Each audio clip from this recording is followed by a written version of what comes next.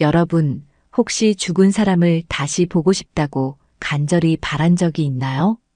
저는 그런 마음으로 3년을 살았습니다. 매일 아침 눈을 뜰 때마다 혹시나 하는 마음으로 옆자리를 돌아보곤 했어요. 하지만 거기엔 언제나 차가운 빈자리만 있을 뿐이었죠. 제 이름은 최윤서입니다. 41살이고 중학교에서 음악을 가르치고 있어요. 아니, 가르치고 있었다고 해야 맞겠네요. 남편이 사라진 뒤로는 생계를 위해 개인 레슨에만 매달리며 지내고 있거든요. 3년 전까지만 해도 저희는 분당에 있는 아파트에서 평범하게 살았습니다. 남편 김태석과 딸 주아, 그리고 시어머님까지 함께 말이에요. 태석이는 작은 건설업체를 운영했고, 저는 학교에서 아이들을 가르치며 소소한 행복을 느끼고 있었죠. 그런데 어느 날 갑자기 태석이가 사라졌어요. 아침에 평소처럼 일하러 나간다고 했는데 저녁이 되어도 집에 오지 않았습니다. 처음엔 야근을 하나 보다 생각했어요. 그런데 하루가 지나고 이틀이 지나고 일주일이 지나도 연락이 없었죠. 회사 직원들도 모른다고 했어요. 평소와 다를 바 없이 출근했는데 점심시간 이후부터 보이지 않았다고 하더라고요. 휴대폰은 꺼져 있었고 신용카드 사용 내역도 그날 이후로는 전혀 없었습니다. 경찰서에 신고를 했지만 성인 실종은 쉽게 수사가 진행되지 않더라고요. 며칠 후 한강 근처에서 태석이의 차가 발견됐어요. 문은 열려 있었고 운전석에는 태석이의 지갑과 시계가 그대로 놓여 있었습니다. 그때부터 악몽이 시작됐어요. 수색 작업이 시작됐지만 시신은 발견되지 않았습니다. 한강의 물살이 센 구간이라 떠내려갔을 가능성이 크다고 했어요. 전 매일 한강변을 걸으며 태석이를 찾았습니다. 혹시나 하는 마음에 실종자 수배 전단도 붙이고 다녔죠. 딸 주아는 그때 고등학교 3학년이었어요. 대학 입시를 앞둔 중요한 시기에 아버지가 사라진 거죠. 아이는 울지도 않고 묵묵히 공부만 했어요. 오히려 저보다 더 침착해 보였습니다. 엄마, 아빠는 돌아올 거예요. 주아가 가끔 이렇게 말할 때마다 가슴이 먹먹해졌어요. 아이가 아버지를 얼마나 기다리고 있는지 알 수 있었거든요. 시어머님은 며느리인 제가 뭔가 잘못했을 거라고 의심하셨어요. 부부싸움을 했느냐, 다른 여자는 없었느냐, 집안에 무슨 문제가 있었느냐고 계속 물어보셨죠. 정말 아무것도 모르겠다고 해도 믿어주지 않으셨어요. 6달이 지나자 경찰에서는 수사를 사실상 종료한다고 통보했습니다. 더 이상 단서가 나오지 않는다는 이유였어요. 그리고 가족들은 태석이가 죽었다고 받아들이라고 했습니다. 시신 없는 장례식을 치르던 날을 지금도 선명히 기억해요. 빈관 앞에서 절을 하는데 정말 이게 현실인지 믿어지지 않았습니다. 태석이가 정말 죽은 걸까요? 아니면 어딘가에서 살아있는 걸까요? 그래도 살아야 했어요. 딸도 있고 시어머님도 돌봐야 했으니까요. 다행히 태석이 명의로 가입되어 있던 생명보험금이 나왔어요. 3억 원 정도였죠. 시댁에서도 태석이 몫으로 유산을 일부 넘겨주셨고요. 이 돈으로 분당 아파트는 정리하고 수원 외곽에 있는 작은 아파트로 이사했습니다. 새로운 집은 작았지만 따뜻했어요. 주아와 단둘이 지내는 게 어색하기도 했지만 동시에 편안하기도 했거든요. 시어머님은 고향으로 내려가셔서 이제 저희 모녀만 남았죠. 주아는 다행히 대학에 합격했어요. 교육학과에 진학해서 저처럼 선생님이 되고 싶다고 했습니다. 그 말을 들었을 때 정말 기뻤어요. 이렇게 우리도 새로운 삶을 시작할 수 있을 거라고 생각했거든요. 태석이가 사라진 지 3년이 흘렀습니다. 처음엔 매일 울었지만 이제는 그럭저럭 혼자서도 살아갈 수 있게 됐어요. 가끔 태석이 생각이 날 때면 여전히 가슴이 아프지만 예전처럼 무너지지는 않았습니다. 그런데 그날 모든 게 다시 뒤바뀌었어요. 그날은 평범한 화요일 오후였습니다.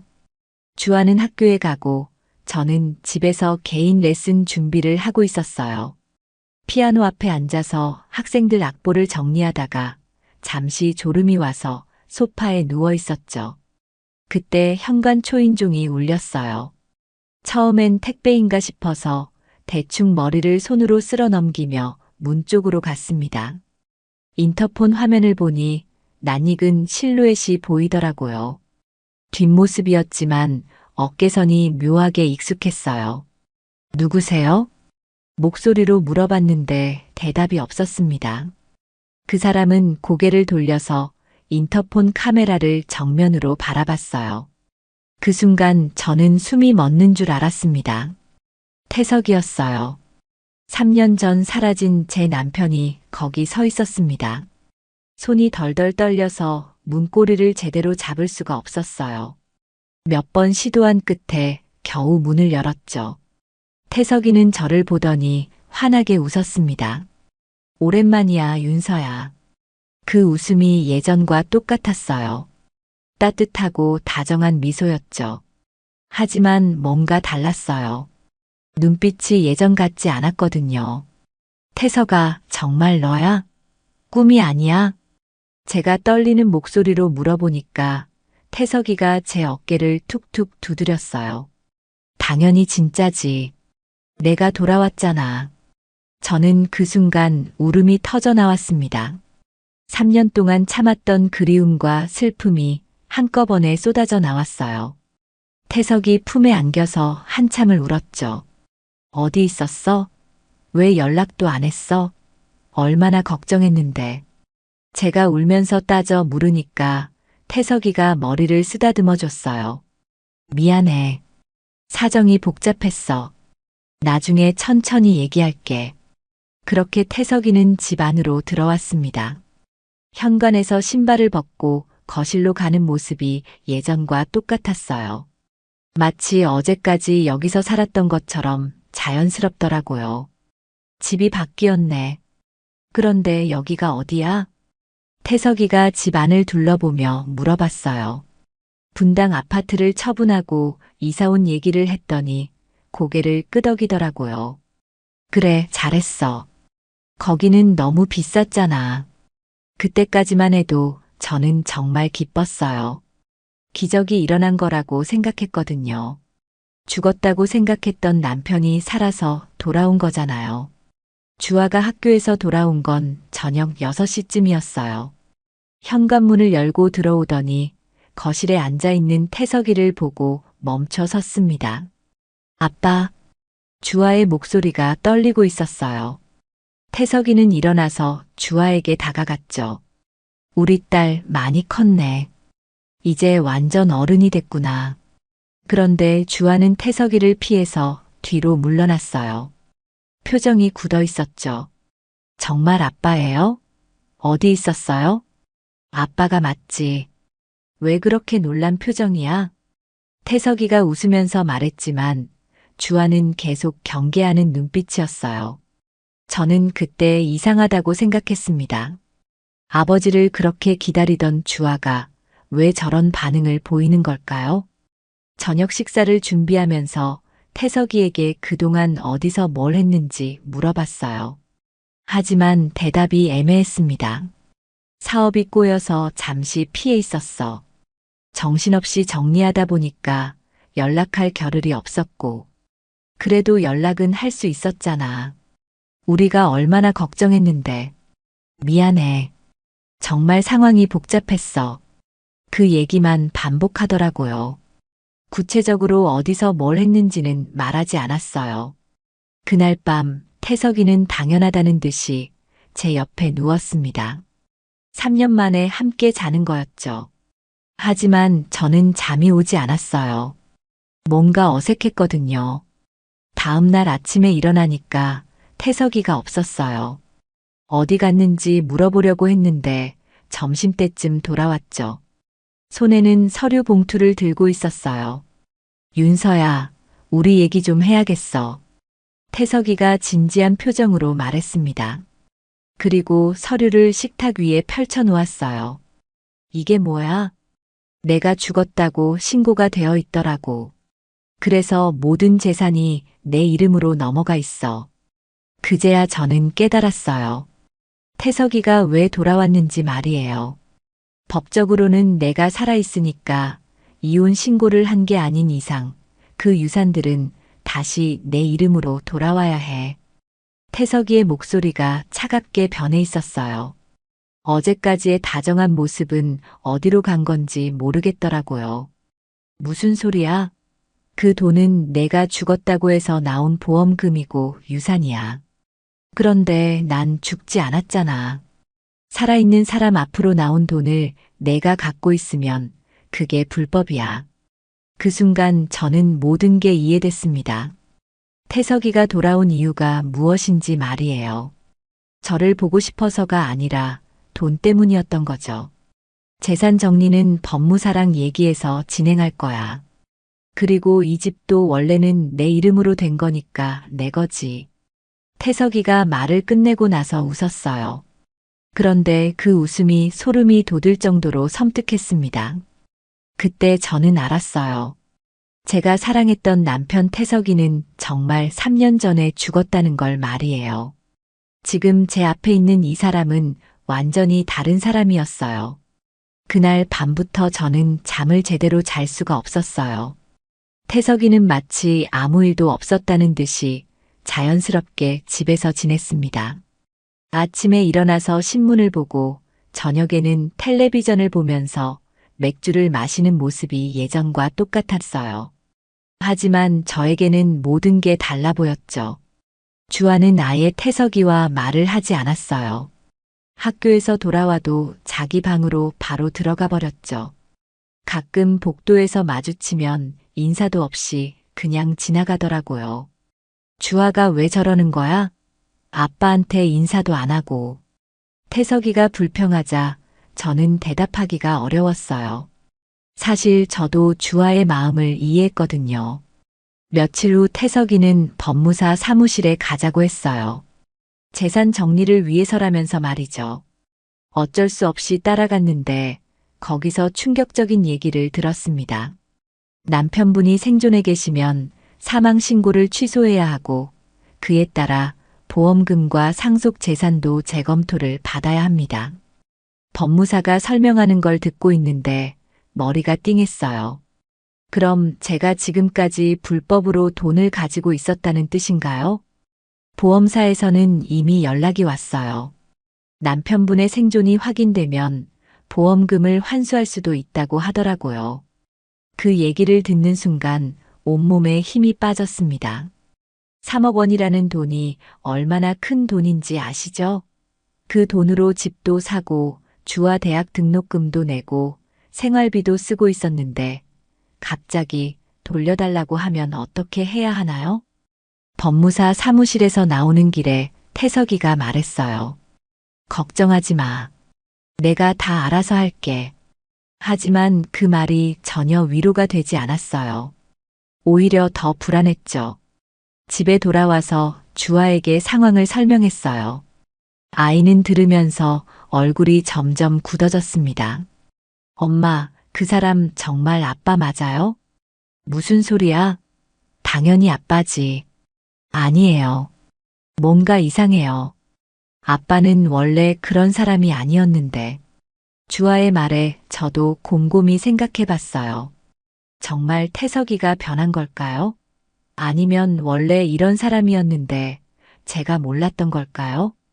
그날 밤 태석이가 씻으러 들어간 사이에 저는 태석이 가방을 뒤져봤어요. 뭔가 단서가 있을 거라고 생각했거든요. 가방 안에서 나온 건 여권과 통장, 그리고 낡은 다이어리였어요.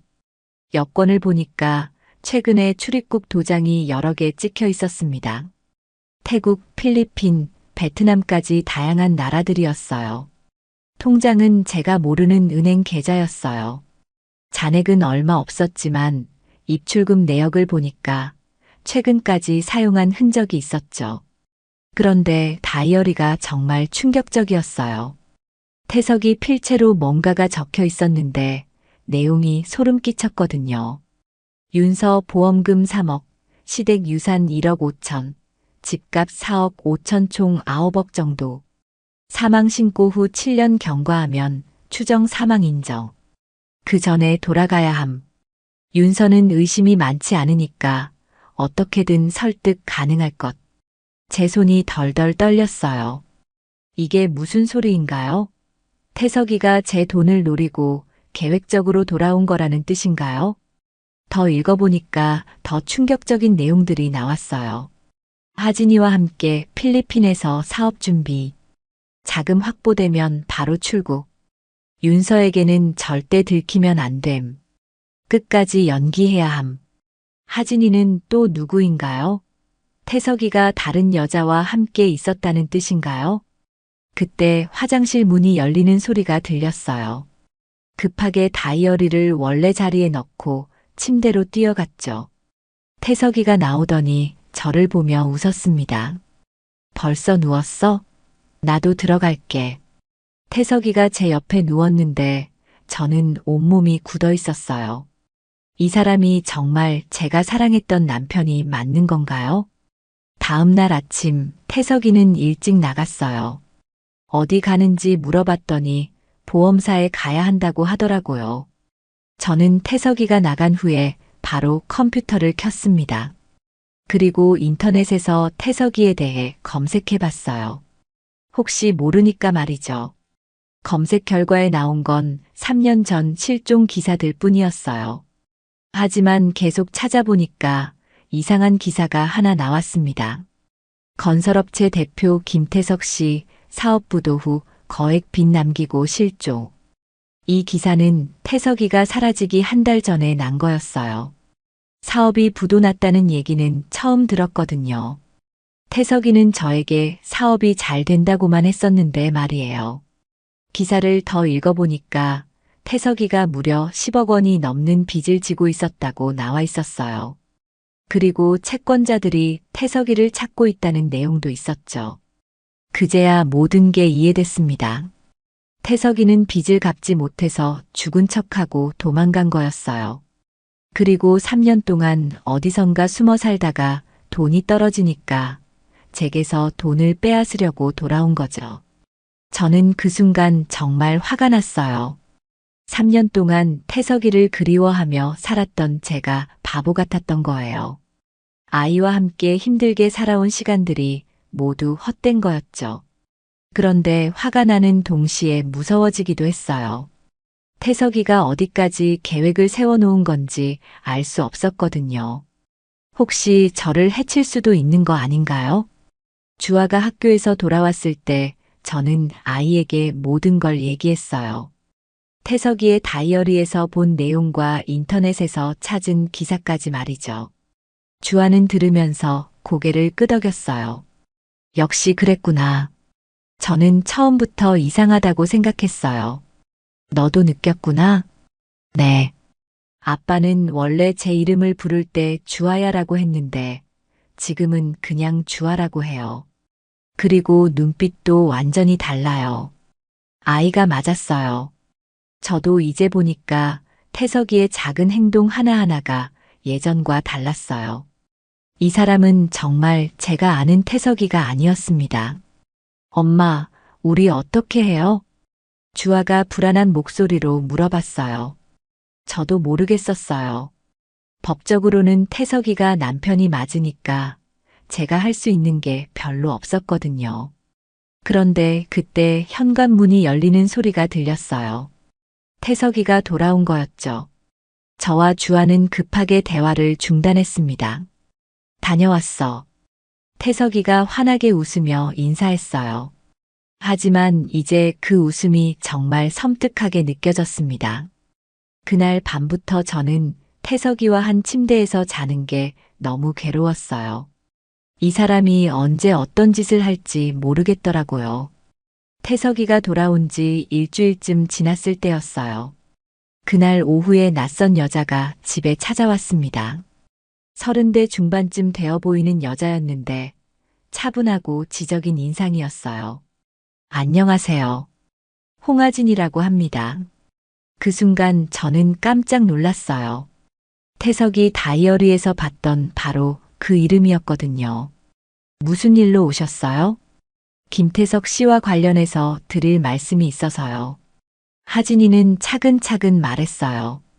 목소리가 낮고 침착했죠. 들어와서 앉으시죠. 어쩔 수 없이 집으로 모셨어요. 하진이는 거실에 앉더니 저를 자세히 관찰하는 것 같았습니다. 태석 씨는 지금 안 계신가요? 네, 밖에 나갔어요. 그런데 혹시 태석이를 어떻게 아시는 거예요? 하진이는 잠시 망설이더니 입을 열었어요. 저는 심리상담사예요. 태석 씨가 3년 전부터 제 상담을 받아왔거든요. 3년 전부터요? 네. 처음엔 사업 스트레스 때문에 오셨는데 나중엔 다른 문제들도 상담하셨어요. 저는 점점 이해가 안 됐어요. 태석이가 심리 상담을 받았다는 얘기는 처음 들었거든요. 어떤 문제들이요? 그건 환자의 사생활이라 자세히 말씀드리기 어려워요. 다만 태석 씨가 부인분께 거짓말을 하고 있다는 건 확실해요. 하진이의 말에 저는 가슴이 철렁 내려앉았어요. 어떤 거짓말이요? 태석 씨는 실종된 게 아니에요. 계획적으로 사라진 거예요. 그리고 지금도 부인분을 속이고 있고요. 하진이가 가방에서 녹음기를 꺼냈어요. 그리고 재생 버튼을 눌렀죠. 녹음기에서 태석이 목소리가 나왔습니다. 윤서는 순진해서 의심을 안 해요. 내가 돌아가면 무조건 반가워할 거고 돈 얘기만 잘하면 쉽게 넘어갈 거예요. 그 돈으로 필리핀에서 새로 시작하려고요? 하진이 목소리도 들렸어요. 네. 아무도 모르는 곳에서 하진이와 함께 살 거예요. 윤서랑은 어차피 끝이니까. 녹음을 듣는 동안 저는 숨이 막히는 줄 알았어요. 태석이가 저를 이렇게 생각하고 있었다니요. 왜 이걸 저에게 들려주시는 거예요? 처음엔 저도 태석 씨의 계획에 동조했어요. 하지만 시간이 지나면서 생각이 바뀌었어요. 특히 짧은 얘기를 들으니까요. 주아가 뭐요? 하진이의 표정이 어두워졌어요. 태석 씨가 주아 양에 대해서도 이상한 얘기를 했어요. 이제 19살이니까 예쁘게 컸을 거라고 만나보고 싶다고요. 그 순간 저는 온몸에 소름이 돋았어요. 설마 태석이가 제 딸에게까지 그런 생각을 하고 있는 건가요? 그 남자 정말 위험한 사람이에요. 부인분 혼자서는 감당하기 어려울 거예요. 하진이가 진지한 표정으로 말했어요. 그럼 저는 어떻게 해야 하나요? 일단 증거를 모아야 해요. 태석 씨가 계획적으로 사망 신고를 유도했다는 증거, 그리고 지금도 부인분을 속이고 있다는 증거 말이에요. 하진이가 제게 종이 한 장을 건넸어요. 거기에는 전화번호가 적혀 있었죠. 혹시 도움이 필요하시면 언제든 연락하세요. 저도 태석 씨 때문에 피해를 봤거든요. 하진이가 일어서려고 하는데 저는 급하게 물어봤어요. 혹시 태석이와 어떤 사이인가요? 하진이가 잠시 멈춰서더니 대답했어요. 처음엔 연인 사이였어요. 하지만 이제는 아니에요. 그 사람의 진짜 모습을 알고 나서부터는요. 그 말을 남기고 하진이는 집을 나갔어요. 저는 한참 동안 멍하니 앉아 있었죠. 태석이가 집에 돌아온 건 저녁 7시쯤이었어요. 평소와 다름없이 밝은 표정이었죠. 오늘 뭐 했어? 집에서 쉬었어. 저는 하진이가 왔다는 얘기를 하지 않았어요. 일단 상황을 더 지켜본 다음에 결정하려고 했거든요. 그날 밤 주아가 방에 오더니 속삭였어요. 엄마, 오늘 누가 왔었어요? 현관에 여자 구두 자국이 있던데요. 주아는 정말 세심한 아이였어요. 저는 하진이가 온 일을 주아에게 말해줬죠. 그럼 진짜 아빠가 바람을 피웠던 거네요. 그런 것 같아.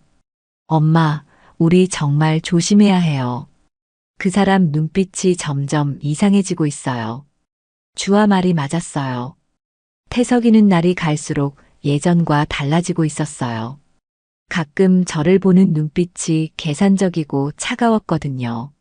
며칠 후 태석이는 본격적으로 재산 정리를 시작했어요. 보험사에 가서 보험금 문제를 상의하고 시댁에도 연락해서 유산 문제를 얘기했죠. 곧 정리될 거야. 조금만 기다려.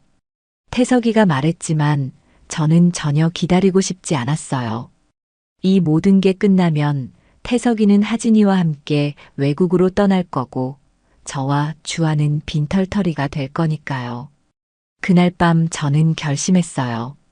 더 이상 당하고만 있을 수는 없다고요. 제가 뭔가 행동을 취해야 한다고 생각했습니다. 다음 날 아침 태석이가 나간 후에 저는 하진이에게 전화를 걸었어요. 저예요, 최윤서입니다. 도움이 필요해요. 네, 어떤 도움이요? 태석이를 막을 방법을 알려주세요. 저 혼자서는 안 될 것 같아요.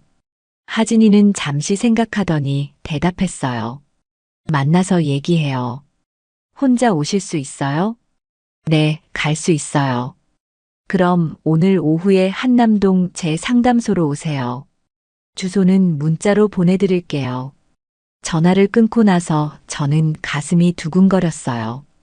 이제 정말 싸움이 시작되는 건가요? 주아에게 상황을 말해주니까 아이도 찬성했어요. 엄마, 우리가 먼저 움직여야 해요. 가만히 있으면 정말 모든 걸 다 빼앗길 거예요.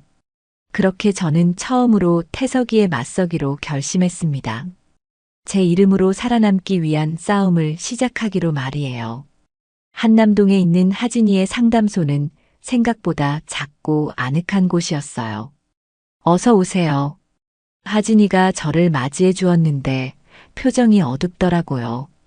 뭔가 심각한 얘기를 할 것 같은 분위기였어요. 커피 드릴까요? 고맙습니다.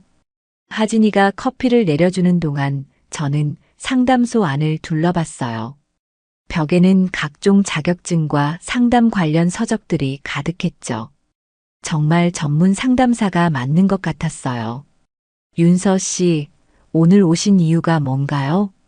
하진이가 제 앞에 앉으며 물어봤어요. 태석이를 어떻게 막을 수 있을지 알고 싶어요. 이대로 가면 정말 모든 걸 빼앗길 것 같아요. 그럴 거예요. 태석 씨는 이미 모든 걸 계획해놨거든요. 하진이가 서류철을 하나 꺼내서 제게 보여줬어요. 이걸 보세요. 서류철 안에는 태석이가 작성한 듯한 계획서가 들어있었어요. 내용을 보니까 정말 소름이 돋았습니다. 사망 신고 후 3년 경과 시점에서 귀환. 윤서 설득을 통한 재산 회수. 필리핀 이주 후 새로운 사업 시작. 모든 게 세세하게 계획되어 있었어요. 저는 그저 태석이 계획 속의 한 부분일 뿐이었던 거죠. 이걸 어떻게 구하신 거예요? 태석 씨가 상담받을 때 가져온 거예요.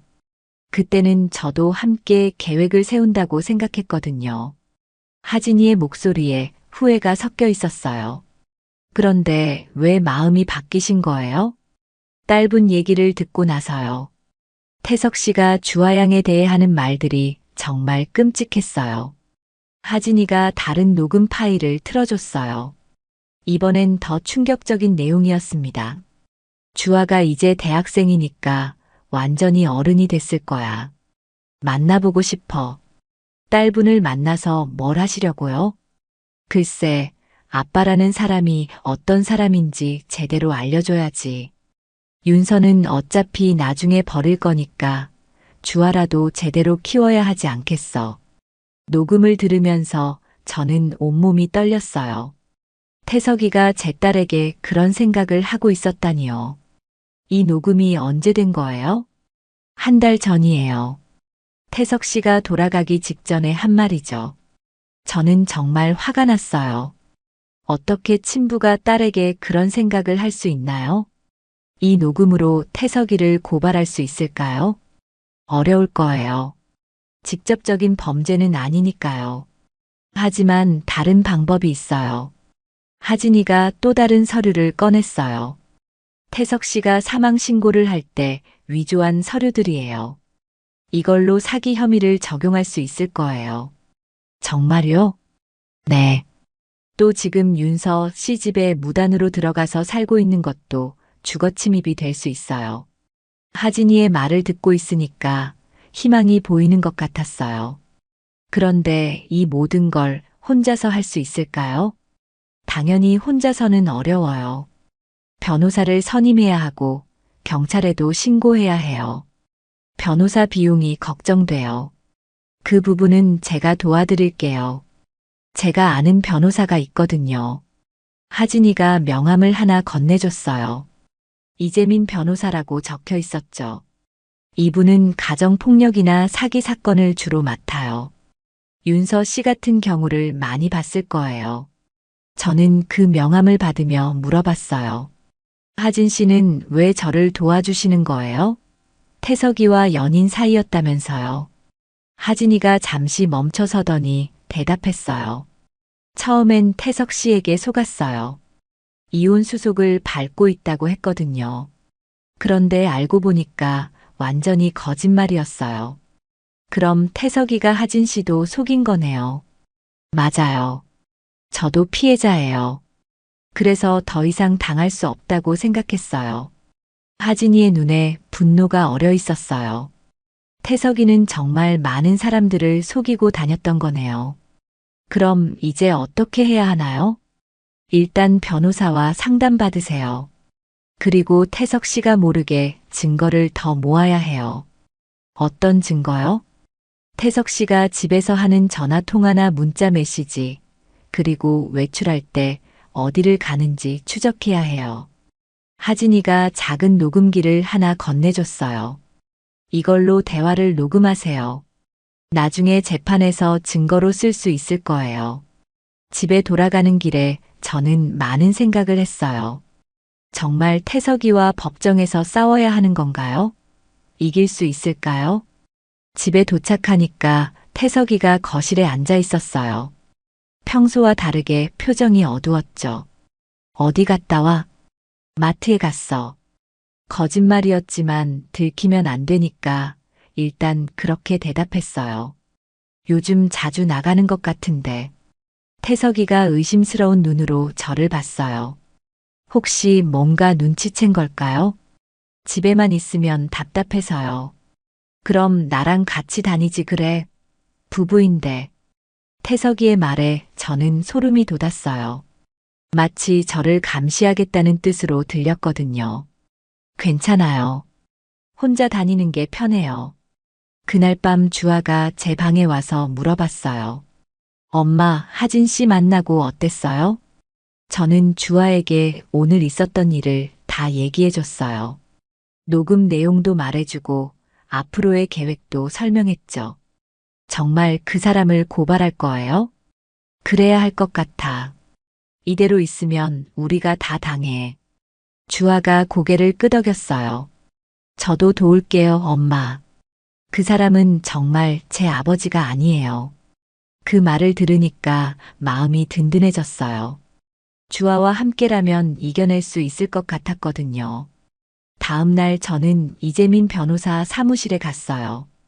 하진이가 미리 연락을 해둔 덕분에 바로 상담을 받을 수 있었죠. 상황을 들어보니까 충분히 승산이 있어 보입니다. 이재민 변호사가 말했어요. 사기, 사문서 위조, 주거침입 등 여러 혐의를 적용할 수 있을 것 같아요. 정말로 이길 수 있을까요? 증거만 충분하면 가능해요. 특히 하진 씨가 가지고 있는 녹음 파일들이 중요한 증거가 될 거예요. 변호사와 상담을 마치고 나오니까 마음이 한결 가벼워졌어요.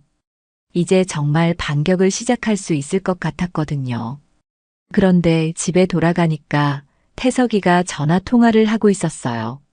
목소리가 들리지 않게 조용히 얘기하고 있었죠. 저는 하진이가 준 녹음기를 켜고 가까이 다가갔어요. 괜찮아. 곧 정리될 거야. 윤서는 아직 아무것도 모르고 있어. 그럼 언제쯤 출국할 수 있을까? 상대방 목소리는 잘 들리지 않았지만 여자 목소리 같았어요. 한 달 안에는 가능할 거야. 돈만 정리되면 바로 떠날 수 있어. 역시 태석이는 돈을 빼앗은 후에 외국으로 도망갈 계획이었어요. 하지만 이제는 제가 가만히 당하고 있지 않을 거예요. 그날부터 저는 본격적으로 증거 수집을 시작했습니다. 태석이와의 전쟁이 시작된 거예요.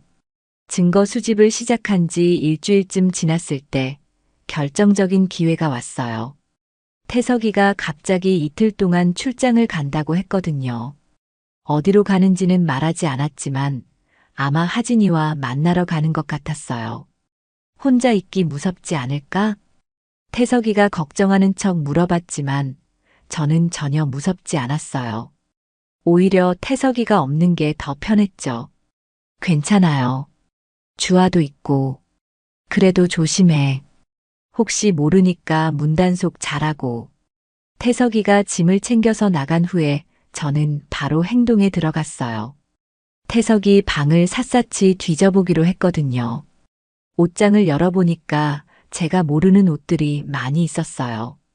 브랜드 옷들이 대부분이었는데 태석이가 언제 이런 옷들을 산 건지 모르겠더라고요. 서랍을 열어보니까 더 충격적인 게 나왔어요. 여러 개의 통장과 신용카드, 그리고 다른 이름으로 된 신분증까지 있었거든요. 김민수, 이게 뭐지? 태석이가 김민수라는 가명을 쓰고 있었던 거예요. 이 신분증으로 통장도 만들고 신용카드도 발급받은 것 같았어요. 통장 내역을 보니까 최근까지 돈이 들어오고 나간 기록이 있었어요. 그런데 입금 내역을 보면서 깜짝 놀랐습니다. 3천만 원? 이게 어디서 나온 돈이지? 입금자는 동남아 건설이라고 되어 있었어요. 아마 태석이가 해외에서 벌인 사업과 관련이 있는 것 같았죠. 더 뒤져보니까 태석이가 필리핀에서 찍은 사진들도 나왔어요. 하진이와 함께 찍은 사진들이었는데 정말 행복해 보였어요. 저와 함께 있을 때보다 훨씬 밝은 표정이었죠. 사진 뒷면에는 날짜가 적혀 있었는데 불과 한 달 전 것들이었어요. 그럼 태석이가 저에게 돌아오기 직전까지 하진이와 함께 있었다는 뜻이네요. 그때 주아가 학교에서 돌아왔어요. 엄마, 뭐 하세요? 태석이 짐을 뒤지고 있어. 너도 와서 봐. 주아와 함께 증거들을 정리하니까 태석이의 계획이 더 명확해졌어요. 이 사람 정말 치밀하네요. 가명까지 써가면서 준비했다니. 그러게. 우리를 완전히 바보로 본 거야. 저는 모든 증거들을 사진으로 찍어서 보관했어요. 나중에 변호사에게 보여주려고 말이에요. 그날 밤 저는 이재민 변호사에게 전화를 걸었어요. 변호사님, 새로운 증거를 찾았어요. 어떤 증거인가요? 태석이가 가명을 써서 통장을 만들고 해외 사업을 하고 있었어요. 그리고 다른 여자와 함께 찍은 사진들도 있고요. 그거 중요한 증거네요. 내일 사무실로 가져와 보세요. 다음 날 변호사 사무실에 가서 모든 증거를 보여드렸어요. 변호사님은 굉장히 놀라워하셨습니다. 이 정도면 충분히 고발할 수 있어요. 특히 가명 사용은 사문서 위조에 해당하고 이 통장 내역들은 계획적 사기의 증거가 될 수 있어요. 그럼 언제 고발장을 낼 수 있나요? 이번 주 안에 준비해서 낼 수 있을 것 같아요. 변호사님과 상담을 마치고 집에 돌아가는데 마음이 든든했어요. 이제 정말 태석이를 법정에서 이길 수 있을 것 같았거든요. 그런데 집에 도착하니까 태석이가 벌써 돌아와 있었어요. 이틀 출장이라고 했는데 하루 만에 온 거죠. 일찍 왔네요. 일이 빨리 끝나서. 그런데 내 방에 누가 들어갔었어? 태석이가 의심스러운 눈으로 저를 봤어요. 혹시 뭔가 눈치챈 걸까요? 청소하러 들어갔어요. 청소? 내가 나가기 전에 정리하고 갔는데. 태석이의 목소리가 차갑게 변했어요. 분명히 뭔가 이상한 걸 느낀 것 같았어요. 그냥 한 번 더 정리한 거예요. 앞으로는 내 방에 함부로 들어가지 마. 내 사생활도 있으니까. 태석이가 경고하듯 말했어요. 이제 저를 완전히 의심하고 있는 것 같았죠. 그날 밤부터 태석이는 저를 계속 감시했어요. 어디 나가는지 물어보고 누구와 만나는지 확인하고 심지어 휴대폰까지 들여다보려고 했죠. 요즘 이상하게 행동하는 것 같은데 무슨 일 있어? 무슨 일이 있겠어요. 평소와 똑같은데요. 그런가? 내가 착각인가? 하지만 태석이는 계속 의심의 눈초리를 거두지 않았어요. 며칠 후 변호사님에게서 연락이 왔어요. 고발장 준비가 끝났어요. 내일 경찰서에 가서 접수하시겠어요? 네, 가겠어요. 드디어 태석이를 고발할 때가 된 거예요. 저는 가슴이 두근거렸습니다. 그런데 고발장을 접수하러 가기 전날 밤에 충격적인 일이 일어났어요. 주아가 저에게 급하게 달려왔거든요. 엄마, 큰일 났어요. 왜 그래? 그 사람이 저한테 이상한 얘기를 했어요. 주아의 얼굴이 창백했어요. 무슨 얘기? 아빠 없이 엄마랑 단둘이 살아서 외로웠을 거라고, 이제 아빠가 돌아왔으니까 많이 의지하라고 했어요. 그러면서 제 어깨를 계속 만지고, 그 순간 저는 온몸에 소름이 돋았어요. 정말 태석이가 주아에게 그런 짓을 하고 있었던 거예요. 또 다른 얘기는 없었어? 내일부터 같이 영화도 보고 밥도 먹자고 했어요. 그런데 엄마는 빼고 저랑만 둘이서요. 저는 더 이상 참을 수 없었어요. 제 딸을 위험에 빠뜨릴 수는 없었거든요. 주아야, 내일 당장 할머니 집에 가. 네. 할머니 집에 가서 당분간 있어. 엄마가 모든 걸 해결할 때까지. 엄마는 어떻게 해요? 엄마는 괜찮아. 내일 경찰서에 고발장 내고 오면 끝날 거야. 그날 밤 저는 주아를 시댁으로 보냈어요. 시어머님께 사정을 말씀드리니까 흔쾌히 받아주셨죠. 이제 정말 태석이와 둘만 남았어요. 마지막 결전을 벌일 준비가 된 거였습니다. 다음 날 아침 저는 태석이가 나간 사이에 경찰서로 향했어요. 드디어 고발장을 접수할 때가 온 거였죠. 접수 완료됐습니다. 며칠 내로 수사가 시작될 예정이에요. 경찰서에서 나오는데 마음이 후련했어요. 이제 정말 끝이 보이는 것 같았거든요. 하지만 집에 돌아가니까 태석이가 거실에 앉아서 저를 기다리고 있었어요. 표정이 평소와 완전히 달랐죠. 어디 갔다 와? 마트에 갔어. 거짓말하지 마. 경찰서 갔다 왔지? 그 순간 저는 깜짝 놀랐어요. 태석이가 어떻게 알았을까요? 무슨 소리예요? 나를 고발했다며? 사기죄로. 태석이가 일어나더니 저에게 다가왔어요. 눈빛이 정말 무서웠습니다. 이제 정말 마지막 싸움이 시작되는 거였어요. 태석이가 제가 고발한 걸 안 순간 집안의 분위기가 완전히 바뀌었어요. 정말 배신을 하는구나, 최윤서.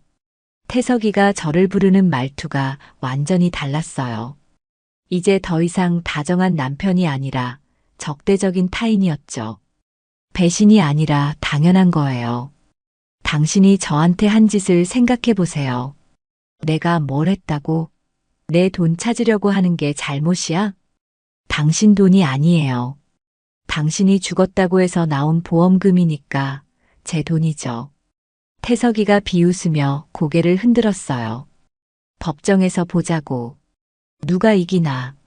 그 말을 남기고 태석이는 집을 나갔어요. 저는 그제야 숨을 쉴 수 있었죠. 며칠 후 경찰서에서 연락이 왔어요. 태석이에 대한 수사가 시작됐다는 얘기였어요. 용의자가 출석 요구에 불응하고 있습니다. 혹시 어디 있는지 아세요? 집에 있어야 할 텐데요. 하지만 그날 저녁에 집에 돌아가니까 태석이는 없었어요. 짐도 모두 치워져 있었죠. 다음 날 변호사님에게서 충격적인 소식을 들었어요. 태석 씨가 오히려 부인을 맞고발했어요. 저를요? 뭘로요? 보험 사기와 남편 살해 미수라고 주장하고 있어요. 그 말을 듣는 순간 다리에 힘이 빠졌어요. 태석이가 저를 살인자로 몰고 있다니요. 그런 말이 되나요? 태석 씨 주장으로는 부인이 보험금을 노리고 자신을 죽이려 했다는 거예요. 그래서 피해서 숨어 있었다고 하고요. 증거가 있나요? 지금으로서는 양쪽 다 주장만 하고 있는 상황이에요. 하지만 하진 씨가 가지고 있는 녹음 파일들이 중요한 증거가 될 거예요. 그날부터 정말 힘든 시간이 시작됐어요. 태석이가 언론에까지 얘기를 흘렸는지 기자들이 집 앞에 몰려왔거든요. 최윤서 씨, 정말 남편을 죽이려고 했나요? 보험금이 목적이었나요? 기자들의 질문에 저는 대답할 수가 없었어요. 뭐라고 말해야 할지 모르겠더라고요. 학교에서도 연락이 왔어요. 당분간 출근하지 말라는 얘기였죠. 학부모들이 항의를 하고 있다는 거예요. 선생님이 남편을 죽이려고 했다는 게 사실인가요? 우리 아이들을 그런 사람이 가르쳐도 되는 건가요? 모든 게 엉망이 되어버렸어요. 제가 가해자가 되고 태석이가 피해자가 된 거죠. 그때 하진이에게서 연락이 왔어요. 윤서 씨, 괜찮으세요? 하진 씨, 어떻게 해야 하나요? 모든 사람들이 저를 의심하고 있어요. 걱정하지 마세요. 제가 증언할게요. 정말요? 네. 태석 씨의 진짜 모습을 모든 사람들이 알아야 해요. 하진이가 경찰서에 가서 증언을 했어요. 태석이가 계획적으로 사망 신고를 유도했다는 것과 저를 속였다는 것 등을 자세히 말해줬죠. 또 녹음 파일들도 모두 제출했어요. 태석이가 직접 계획을 얘기하는 내용들이었거든요.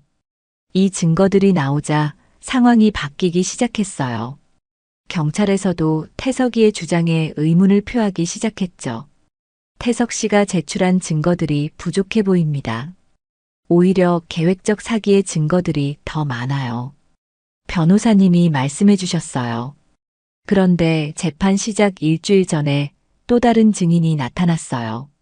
바로 주아였어요. 저도 증언하고 싶어요, 엄마. 주아야, 너는 안 돼.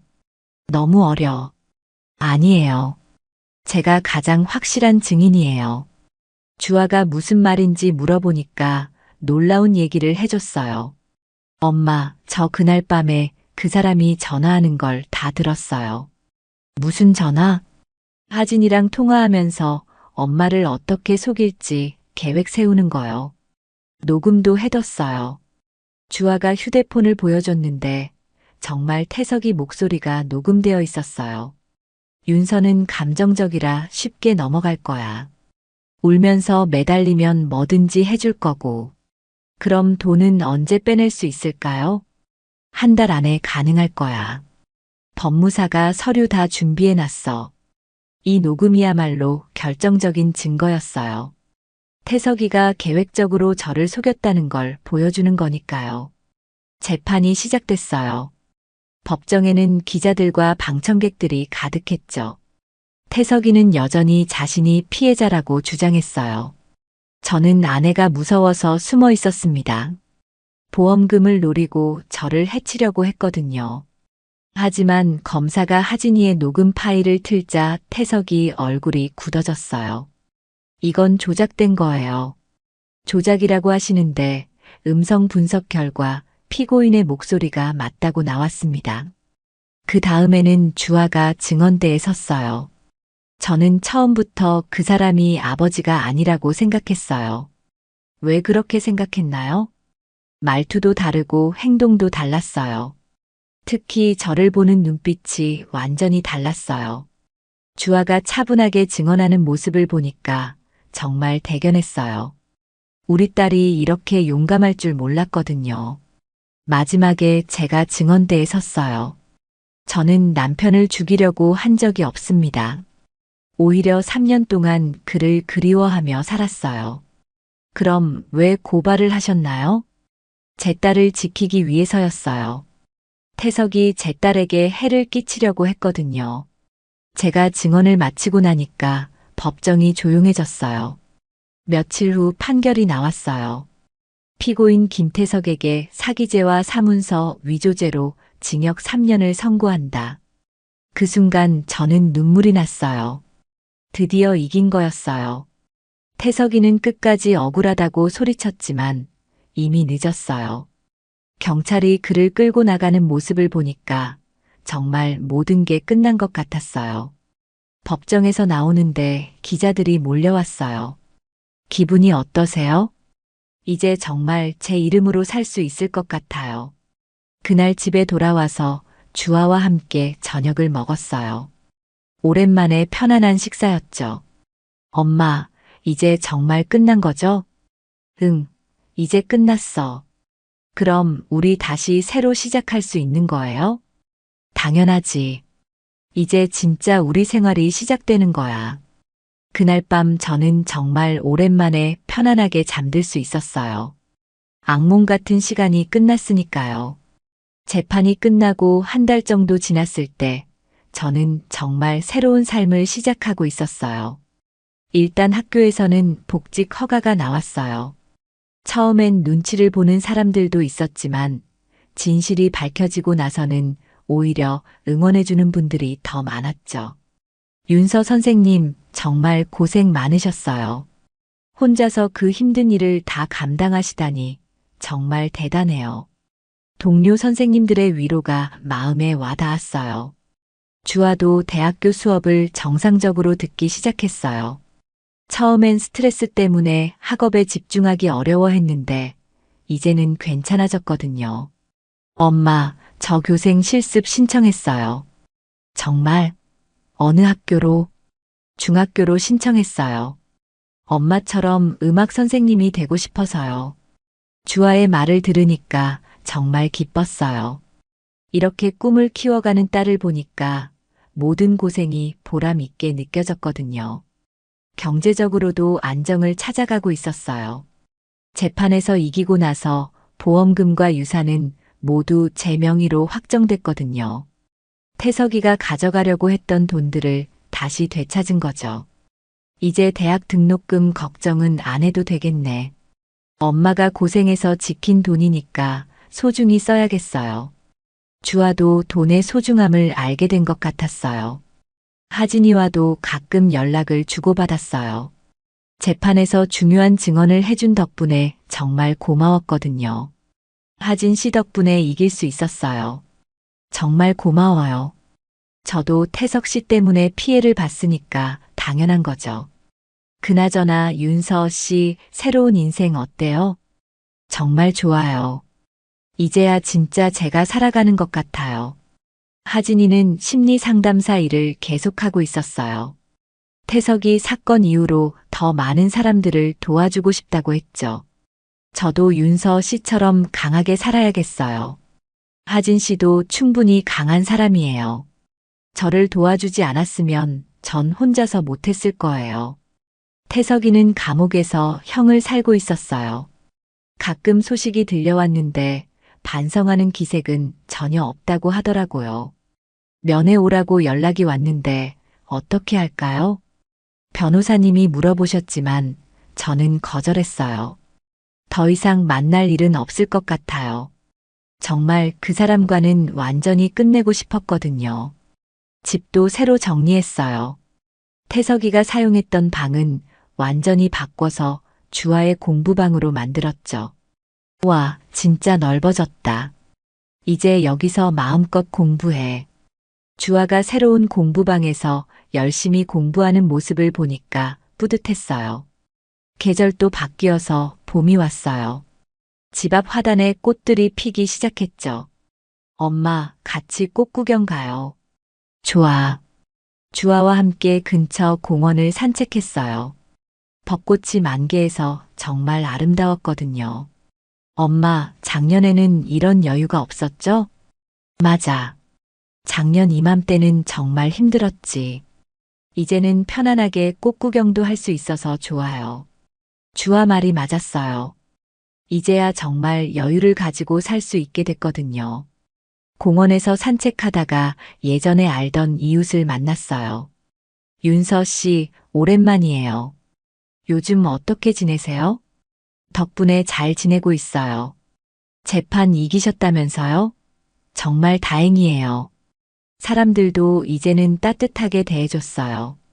처음엔 의심하는 시선들이 있었지만 진실이 밝혀지고 나서는 오히려 응원해주는 분들이 많았죠.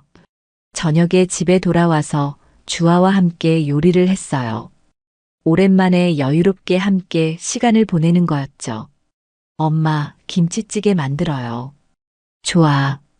내가 도와줘. 두 사람이 함께 만든 김치찌개는 정말 맛있었어요. 단순한 음식이었지만 마음이 따뜻해졌거든요. 엄마, 저희가 이렇게 평범하게 사는 게 정말 좋아요. 그래, 평범한 게 가장 행복한 거야. 주아와 저는 식탁에 앉아서 천천히 저녁을 먹었어요. 텔레비전도 켜지 않고 그냥 대화만 나누면서 말이에요. 엄마, 앞으로 계획이 있어요? 특별한 계획은 없어. 그냥 너랑 건강하게 사는 게 목표야. 저도요. 빨리 졸업해서 선생님이 되고 싶어요. 그래, 좋은 선생님이 될 거야. 밤이 되어서 각자 방으로 들어갔어요. 저는 침대에 누워서 하루를 정리했죠. 정말 많은 일이 있었어요.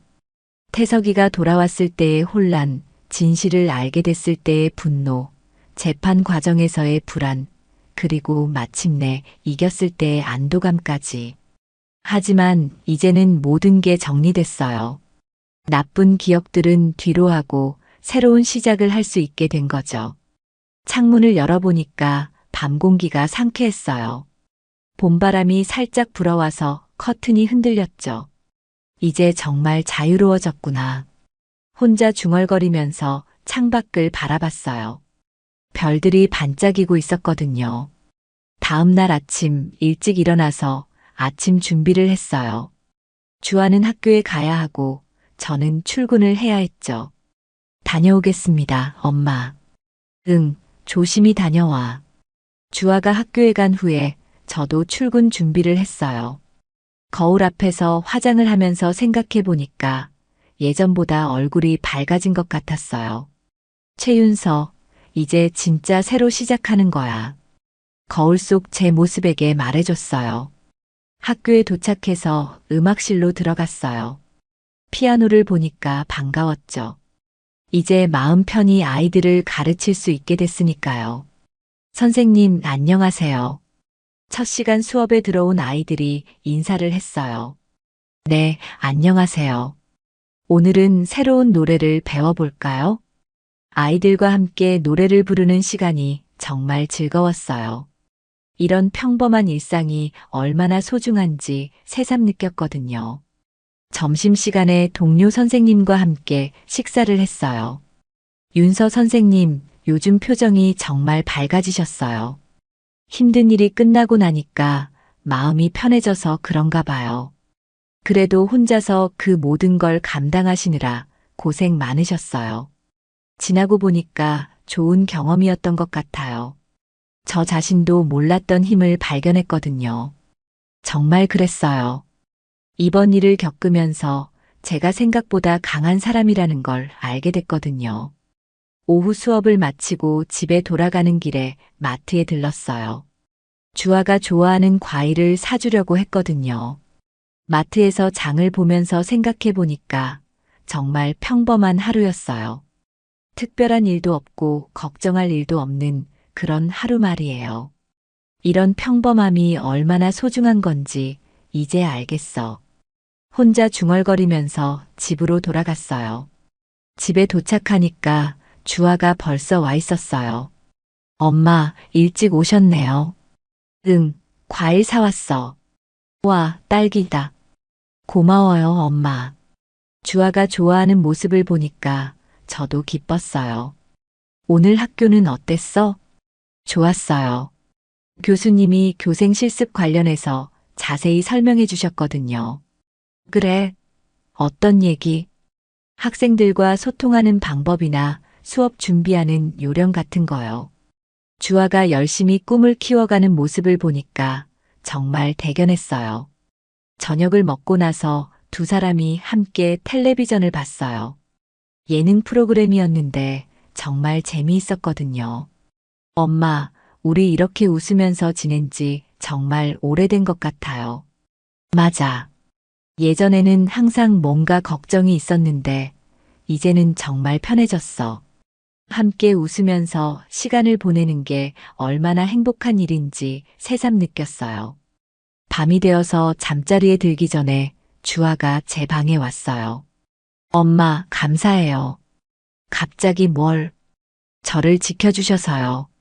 만약 엄마가 포기했다면 저희 어떻게 됐을지 몰라요. 주아의 말에 마음이 찡했어요. 엄마가 당연히 해야 할 일이었어. 내가 고마워할 필요 없어. 그래도 정말 대단하세요. 저도 엄마처럼 강한 사람이 되고 싶어요. 너도 이미 충분히 강해. 그때 재판에서 증언한 거 기억나? 정말 용감했어. 주아와 이런 대화를 나누고 있으니까 정말 많은 걸 이겨냈다는 생각이 들었어요.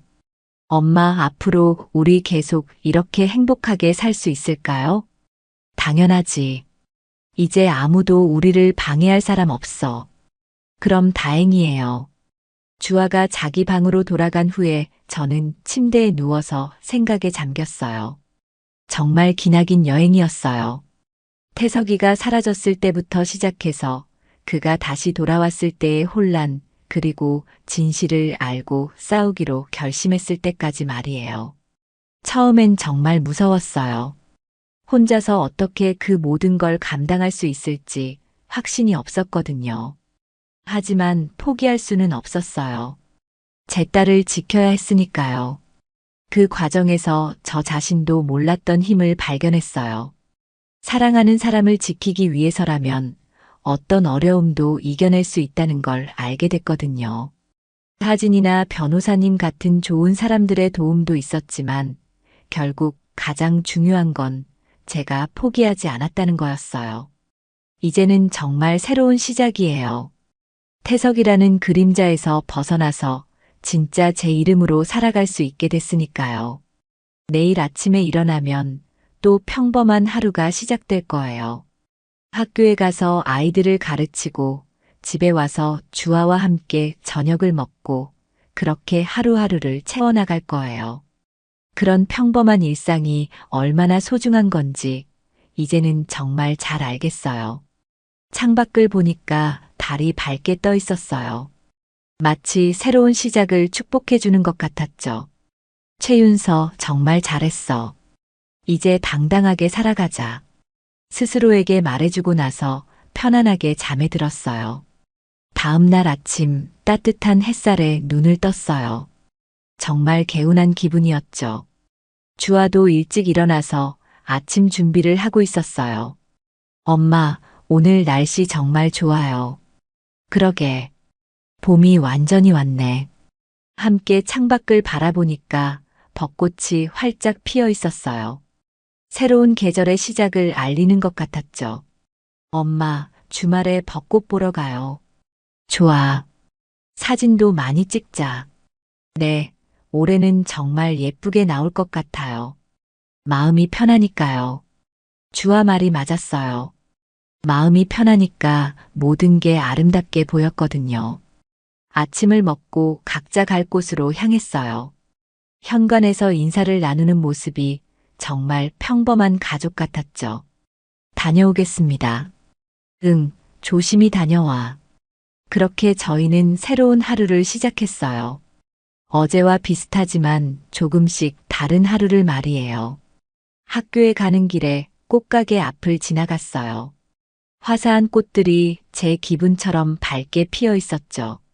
선생님, 꽃 사세요. 오늘 특히 예뻐요. 가게 주인이 말을 걸어서 작은 꽃다발을 하나 샀어요. 집에 가져다 놓으면 주아가 좋아할 것 같았거든요. 학교에 도착해서 음악실로 들어갔는데 피아노 위에 편지가 하나 놓여 있었어요. 선생님께 항상 좋은 수업 해주셔서 감사해요. 선생님 덕분에 음악이 더 좋아졌어요. 3학년 학생이 쓴 편지였어요. 이런 편지를 받으면 정말 보람을 느끼게 되죠. 하루 수업을 마치고 집으로 돌아가는 길이 정말 가벼웠어요. 아침에 산 꽃다발을 들고 집에 들어갔죠. 주아야, 꽃 사왔어. 와, 예뻐요. 어디에 놓을까요? 거실 식탁 위에 놓자. 꽃을 꽂아 놓으니까 집안이 더 환해 보였어요. 저녁을 준비하면서 주아와 이런저런 이야기를 했어요. 학교 얘기, 친구 얘기, 미래 계획까지 정말 다양한 주제로 대화를 나눴죠. 엄마, 저 나중에 결혼하면 엄마 같은 사람과 하고 싶어요. 왜? 강하면서도 따뜻한 사람이니까요. 주아의 말에 마음이 뭉클했어요. 내가 좋은 사람 만나서 행복하게 살았으면 좋겠어. 엄마도 좋은 사람 만나세요. 글쎄, 당분간은 혼자 사는 게 편할 것 같아. 그래도 언젠가는 만날 수도 있잖아요. 주아가 제 행복까지 걱정해주는 모습이 기특했어요. 그날 밤도 편안하게 잠들 수 있었어요. 더 이상 무서운 꿈을 꾸지 않아도 되니까요. 이렇게 저희 모녀의 새로운 일상이 시작됐어요. 평범하지만 소중한 매일매일이 계속되고 있답니다. 지금 이 순간을 돌아보면서 말씀드리고 싶은 게 있어요. 아무리 힘든 상황이 와도 포기하지 마세요.